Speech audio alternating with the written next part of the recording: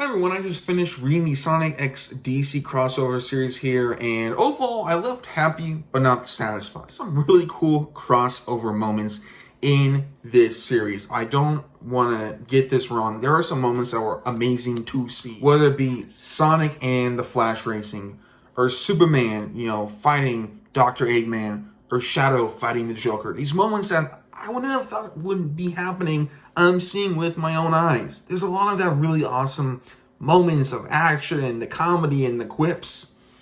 However, I just feel like that this series moves way too fast and there's way too much exposition to really enjoy it.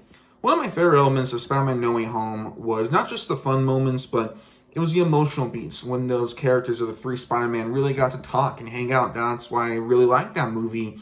I just don't know if we ever fully get there with this crossover series. There's some great elements in it. There's a really good conversation with Batman and Shadow that I really liked, but I feel like it was cut short.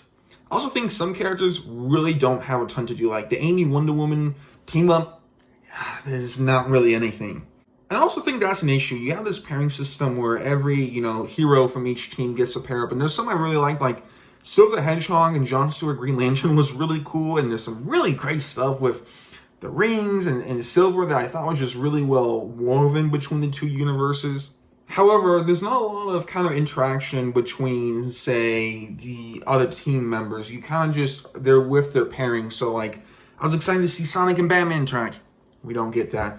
What about, Tails and the Flash? No. What about, say, Superman and Silver? No. Maybe a line here or there, but really nothing that much. And I just wish we had more stuff with the team. I think that would have been something very beneficial.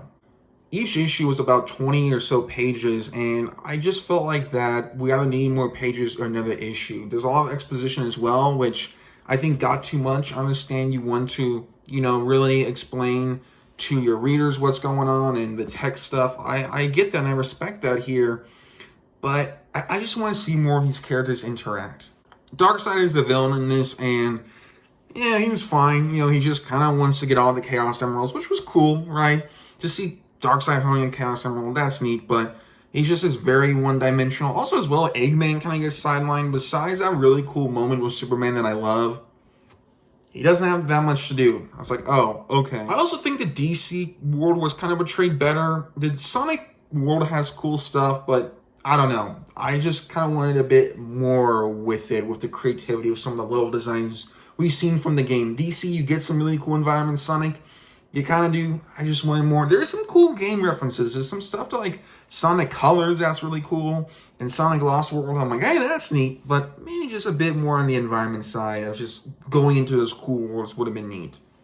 I think my main baseline with this is that this is a good reading that made me happy, but I wasn't fully satisfied with the potential of this crossover. And I think this would work better as, say, like an animated hour movie.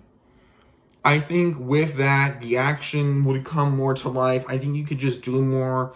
I think that DC's anime stuff is pretty good. Some of the Sonic cutscenes are great. Like, I feel like if you combine those two, you could get some really cool stuff. And I do hope, if that doesn't happen, we at least get, another issue. There is a tease at the end. I'm like, okay, that would be cool.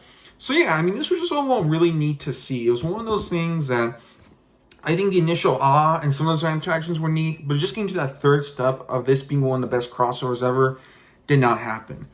I'm ultimately going to give this here a 7.8 out of 10. I originally had an 8, but like I said, I just think it has a couple issues. I would say ultimately, if you love both of these universes, check it out. But if you don't, I would say you could probably skip it. But let me know if you all read it, and until then, take care.